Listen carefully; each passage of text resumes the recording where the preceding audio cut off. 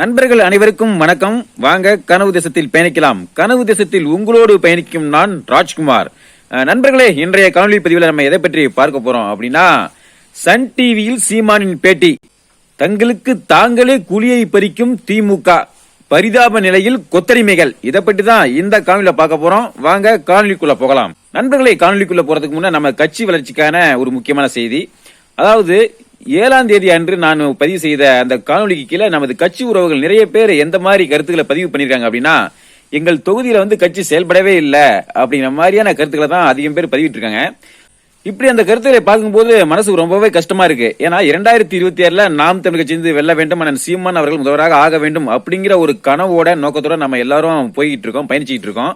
இந்த மாதிரியான சூழ்நிலையில இந்த மாதிரியான செய்திகள், தகவல்கள் நமக்கு மிகப்பெரிய ஒரு வருத்தத்தை கொடுக்குது. ஆனா இதை இப்படியே விட்டுட்டு போயிட முடியாது. விரைவில் ஒவ்வொரு தொகுதியிலும் நமது கட்சி செயல்படணும். தீவிரமா செயல்பட்டு 2026 வெற்றியை நோக்கி அண்ணன் சீமான் அவர்களை ஆட்சி அரியணையில் அமர வைப்பதை நோக்கி நம்ம பயணிக்கணும். நிச்சயம் நம்ம பயணிப்போம். ஏன்னா இன்னைக்கு பல உறவுகளுக்கு குடும்ப சூழ்நிலை, பொருளாதார சூழ்நிலை, இந்த மாதிரியான சூழ்நிலையில இருக்கும். ஏன்னா கட்சிக்கு எப்படியாவது உழைக்கணும், செயல்படணும் அப்படிங்கிற எண்ணம் இருக்கும். ஆனா சூழ்நிலைகள் ஒரு தடையா இருக்கும். கிட்டத்தட்ட நானும் இப்ப அந்த சூழ்நிலை தான் இருக்கேன். எனக்கு விவசாய பணிகள், குடும்ப சூழ்நிலை, பொருளாதார சூழ்நிலை, இப்படி பல சூழ்நிலை இருந்தாலும் அதை தாண்டி தான் என்னாலும் எது முடிந்த வரைக்கும் நான் செயல்பட்டு இருக்கேன். நமது கட்சி உறவுகள் நிறைய பேர் இந்த மாதிரி சூழ்நிலை தான் இருக்காங்க. அதனால எப்பாடுபட்டாவது நம்ம இந்த சூழ்நிலை எல்லாம் கடந்து தாண்டி சரி செய்து நாம் தமிழர் கட்சியை வெற்றி பெற செய்து அண்ணன் சீமான் அவர்களை முதல்வர் அரியணையில் அமர வைக்க வேண்டும். நிச்சயம் அதற்கான திட்டமிடுதல், செயல்பாடுகளை பற்றி நம்ம வரும் நாட்களில் பேசுவோம். அதனால நமது கனவு தேசம் வழியை நீங்க தொடர்ந்து பாருங்க. இது குறித்த பல விடயங்களை நம்ம கலந்து ஆலோசிக்க போறோம். அதனால தொடர்ந்து இணைந்திருங்க. சரி நண்பர்களே, வாங்க இப்ப நம்ம காணொலிக்குள்ள போகலாம். அதாவது நண்பர்களே, இந்த திராவிட கட்சி ஆதரவான சன் டிவி, கலைஞர் டிவி, சன் நியூஸ் இதெல்லாம் பாத்தீங்கன்னா சீமானை பற்றிய எந்த ஒரு செய்தியும் போட மாட்டாங்க. சீமானை அறவே புறக்கணிப்பாங்க. ஆனா அதே சமயத்துல அண்ணன் சீமான் அவரை பற்றி ஏதேனும் தவறான செய்தி, அவதூறு செய்தி இருந்ததுன்னா அதை முந்திக்கிட்டு அதுல ஒளிபரப்புவாங்க. அப்படிப்பட்ட இந்த திராவிட ஆதரவு சன் டிவி என்ன பண்ணிருக்காங்க அப்படின்னா, அண்ணன் சீமான் அவருடைய பேட்டியை ஒளிபரப்பி இருக்காங்க. அது எது குறித்த பேட்டி அப்படின்னா, ஒன்றிய அரசையும் மோடியையும் மத்திய நிதியமைச்சர் நிர்மலா சீதாராமன் அவர்களையும் ஒரு பயங்கரமா கிழிச்சிருக்காரு. அதாவது பயங்கரமா தனது கேள்வி கணைகளால அடிச்சு துவைச்சிருக்காரு. அந்த ஒரு பேட்டியை தான் அவங்க அந்த நியூஸ் சேனல்ல போட்டிருக்காங்க. அதாவது நிதியமைச்சர் நிர்மலா சீதாராமன் அவர்கள் நாங்க தமிழ்நாட்டுக்கு அதிகப்படியான நிதியை கொடுத்திருக்கோம் அப்படிங்கிற மாதிரி எல்லாம் சொல்லியிருப்பாங்க. அப்ப இந்த இடத்துல நான் சீமான் அவர் நிதியை யார்ட்டு கொடுத்தீங்க, எப்படி கொடுத்தீங்க, அதற்கான ஆதாரம் என்ன அப்படிங்கிற மாதிரி பல கேள்விகளால தொலைச்சி எடுத்திருப்பாங்க. அதே சமயத்துல நாங்க தமிழ்நாடு நாங்க ₹1 நாங்க வரி கட்டினா நாங்க திருப்பி எங்களுக்கு 40 காசு தான் கொடுக்குறீங்க. ஆனா மத்திய பிரதேசம் போன்ற வட மாநிலங்களுக்கு ₹1 கொடுத்தா ₹3.80 காசு நீங்க திருப்பி கொடுக்குறீங்க. எங்களை நீங்க புறக்கணிக்கிறீங்க அப்படிங்கிற மாதிரி அந்த பேட்டியில பயங்கரமா இந்த மத்திய அரசின் நிர்மலா சீதாராமன் வெளுத்து வாங்கியிருப்பாரு. அத இந்த சன் டிவில, சன் நியூஸ்ல போட்டு தங்களுக்கு ஆதரவா இந்த செய்தியை ஒளிபரப்புனாங்க.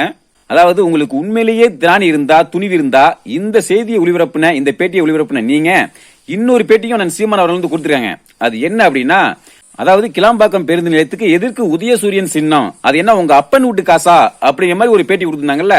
தயவு செய்து அதையும் நீங்க போடுங்க பாப்போம். துணிச்சல், தைரியம் இருந்ததுன்னா நீங்க அதை போடுங்க பாப்போம். அந்த ஒரு பேட்டியில இந்த திமுகவையும் ஸ்டாலினையும் பயங்கரமா வெளுத்து வாங்கியிருப்பாங்க. நீங்க எல்லா இடத்துக்குமே கலைஞருடைய பேரை வைக்கிறீங்களே, அதாவது நூலகமா இருந்தாலும் சரி, இல்லைன்னா பேருந்து நிலையமா இருந்தாலும் சரி, இல்ல எதிர்க்க இருந்தாலும் மேம்பாலமா இருந்தாலும் சரி, எல்லாத்துக்கும் கலைஞர் பேரை வைக்கிறீங்களே. ஏன் கலைஞர் மட்டும் தான் ஒரு தலைவரா? இங்க தமிழ்நாட்டில் வேற தலைவர் யாருமே இல்லையா? அப்படிங்கிற மாதிரி பயங்கரமா கேள்வி கணைகளால தொடுத்திருப்பாங்க.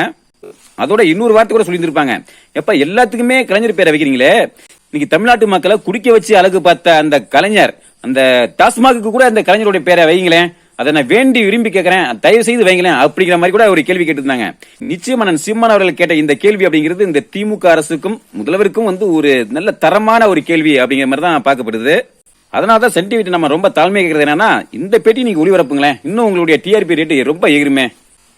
இதெல்லாம் ஒளிபரப்ப மாட்டாங்க. ஏன்னா அவர்களுக்கு எது சாதகமானதோ, எது தேவையானதோ அதை மட்டும் தான் அவங்க ஒளிபரப்புவாங்க. அவர்களுக்கு எதிரானதை எப்படி ஒளிபரப்புவாங்க? இருந்தாலும் நண்பர்களே, இந்த பாஜக, மோடி, நிர்மலா சீதாராமனை குறித்து கேட்ட கேள்விகளை அவங்க ஒளிபரப்பினாலும் இதுவும் ஒரு நாம் தமிழக கட்சிக்கு ஒரு மிகப்பெரிய ஒரு நல்வாய்ப்பாக தான் அமைஞ்சிருக்கு. அதாவது அவங்களுக்கு தெரிஞ்சிருக்காது.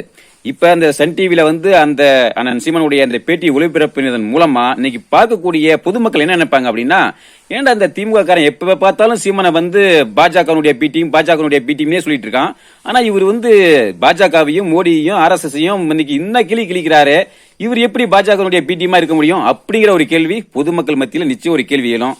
அப்ப பொதுமக்கள் என்ன நினைப்பாங்க அப்படின்னா, நிச்சயம் இவங்களுடைய உள்ளரசியலுக்காகத்தான், இவங்களுடைய சுயநல அரசியலுக்காகத்தான் சீமான் மீது ஒரு அவதூறை பரப்புறாங்க அப்படிங்கிற ஒரு தெளிவுக்கும் ஒரு முடிவுக்கும் நிச்சயம் வருவாங்க. இது நாம் தமிழ் கட்சியினுடைய வளர்ச்சிக்கும் ஒரு நன்மதிப்புக்கும் ஒரு வித்திடும் அப்படிங்கறதுல எந்த ஒரு மாற்று கருத்தும் இல்ல. அது மட்டும் இல்லாம சீமான் பாஜகவினுடைய பி டீம், RSS கைகூலி அப்படின்னு பரப்புகிற இந்த திராவிட கொத்தடிமைகளுக்கு ஒரு செருப்படி கொடுக்கக்கூடிய ஒரு நிகழ்வா தான் இது இருக்கும். என்னப்பா உங்க திராவிட ஆதரவு நியூஸ் சேனல்லயே சீமான் பாஜகவை இந்த கிளி கிளிக்கிறாரு, இதெல்லாம் மீறி எப்படிப்பா நீங்க பாஜகனுடைய பி டீம் RSS கைகூலின்னு சொல்லிட்டு எவ்வளவு நாளா உருட்டிட்டு இருப்பீங்க அப்படின்னு பாக்குற மக்கள் இனிமே அவங்க செருப்பால தான் அடிப்பாங்க.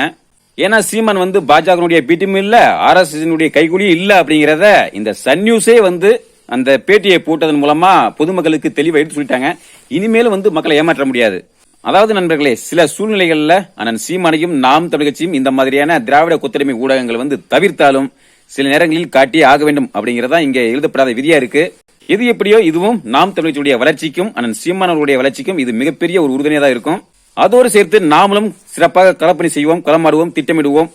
2026 நாம் தமிழ் கட்சியை வெல்ல வைத்து அண்ணன் சீமான் அவர்களை முதல்வராக ஆக்குவோம். சரி நண்பர்களே, இந்த ஒரு சிறிய தகவலை உங்களோட பகிர்ந்து கொண்ட இந்த காணொளி மீண்டும் அடுத்து ஒரு காணொளியில் சந்திப்போம். அதற்கு முன்னாடி நமது கனவு தேசம் மொழியை சப்ஸ்கிரைப் செய்து தொடர்ந்து ஆதரவு கொடுங்க. நன்றி, வணக்கம்.